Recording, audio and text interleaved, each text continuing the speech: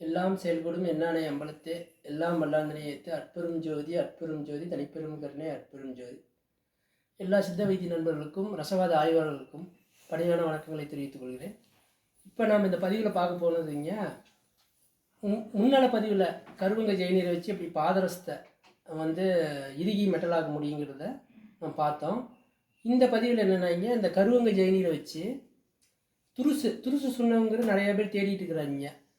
துருசில் என்ன ஒரு இதுனாங்க, அதில் செம்பு சத்து அதிகமாக இருக்குது, காப்பர் சல்ஃபைடுன்னு சொல்கிறாங்க துருசை. ஆனால் அதில் உள்ள ஒரு தன்மை என்னென்னாங்க, அதில் களிம்பு ஏறிக்கிட்டே இருக்கும், ஆக்சிஜனேட்டர் அடைஞ்சிட்டே இருக்கும், காற்றோட வினை புரிஞ்சிட்டே இருக்கும். நீங்கள் எப்படி அதை பஸ்பம் சுண்ணங்கள் பண்ணினாலும் அதில் காற்று பற்றிச்சுன்னா அதுக்குள்ளே களிம்புகள் கருப்பு அடிச்சுட்டே இருக்கும், அதுக்குள்ளே பச்சை அடிக்கும், ஆக்சிஜனேட்டர் அடைஞ்சிட்டே இருக்குங்க. இந்த ஆக்சிஜனேட்டரை நிறுத்தணுன்னா என்ன பண்ணணும்னா, அந்த துருசை கொன்னுட்டு திருப்பி உயிர் தெளிப்பினா தான் அதில் உள்ள ஆக்சிஜனேட்டரும் அடையாமல் துருசு குருமருந்தாக மாறும். நம்மளுக்கு கொன்னுட்டு உயிர் தெளிப்புறது தான் இங்கே இதில் ரொம்ப முக்கியமான விஷயம். இப்போ துருசை முறைப்படி சுத்தி பண்ணிக்கணும், தயிரில் போட்டு ஊற வச்சு சுத்தி பண்ணி எடுத்துக்கணும்.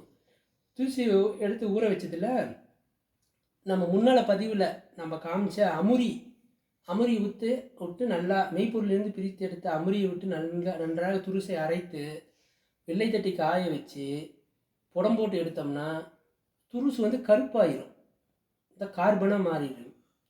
கார்பனாக மாறினதுக்கப்புறம் செத்து போயிடும் துருசு. அப்புறம் இந்த கருவங்க ஜெயநீர் ஊற்றி அரைச்சி, அதாவது ட்ரினிட்டி ஆஃப் காடுங்கிறாங்க, திருத்துவம் வாய்ந்த நீர். இது 3 பூதங்கள் கட்டுப்பட்ட நீர். இந்த நீர் ஊற்றி அரைச்சி வில்லை தட்டி காய வச்சு புடம் போட்டு எடுக்கும்போது துருசு இந்த மாதிரி சாம்பல் நிறத்துலையும் சுண்ண நிறத்துலையும் வந்துடும், நல்லா இறுகி கட்டிடும், கடுங்கார சுண்ணமாக இருக்கும். இந்த சுண்ணம் குரு சுண்ணம் போன்று வேலை செய்யும். இந்த சுண்ணம் என்னென்ன வேலை செய்யணும், இதில் முதல்ல இதனோட தன்மை என்னென்னா, நீங்கள் இதில் எலுமிச்சம்பழச்சாரோ தயிரோ விட்டால் நீல நிறமோ பச்சை நிறமோ வராது. எத்தனை வருடங்கள் வெளியே வச்சாலும் காற்றோட வினை புரியாது, ஆக்சிஜனேட்டர் அடையாது, வச்ச மாதிரியே தான் இருக்கும். அப்போ அந்த துருசோட தன்மையை நம்ம மாற்றிட்டோம், கடுங்கார சுண்ணம் பண்ணிட்டோம்.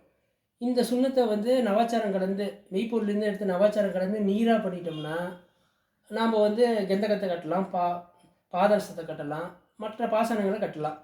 இப்போ இதை நாங்கள் என்ன பண்ணியிருக்கோன்னாங்க, இந்த துருசை துருசு சுண்ணத்தை எடுத்து அமுரியில் அரைச்சி கெந்தகம் சல்ஃபரை உருக்கி ஒரே அச்சில் வார்த்து ஒரே கட்டியாக பண்ணி இந்த துருசை கவசம் கட்டணும். அதுக்கு கவசம் கட்டி புடம் போட்டு எடுக்கணும். இப்போ அது ஒரே அச்சில் ஊற்றுறது எப்படின்னா, நாம் ஒரு சின்ன சில்வர் டம்ளர் எடுத்துக்கிட்டு அதுக்குள்ளே நம்ம ஏற்கனவே சொன்ன அமுரி 50 ml, கருவங்க ஜெயநீர் 50 ml ஊற்றிடணும். அதுக்குள்ளே அந்த சின்ன டம்ளரில் ஊற்றிட்டு கெந்தகத்தை உருக்கி தண்ணி மாதிரி ஆகும்போது அந்த டம்ளருக்குள்ளே ஊற்றணும்.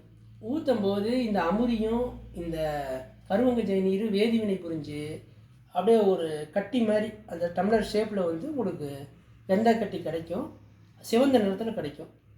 அந்த கெந்தகத்தை இந்த துருசு சுண்ணத்தோட கவசம் கட்டி போடும்போது கெந்தகம் இந்த மாதிரி